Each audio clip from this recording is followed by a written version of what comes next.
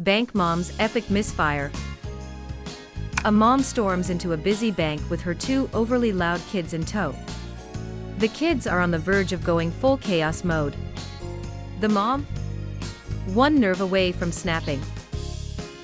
Determined to keep them from embarrassing her, she suddenly shouts, "Face the wall, and don't say a word."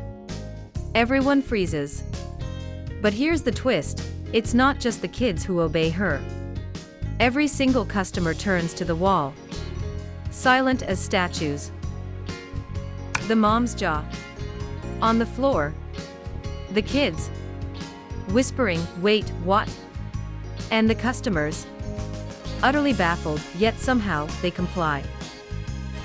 Hit that like button if it made you laugh, subscribe and share it with someone who could use a dose of hilarity.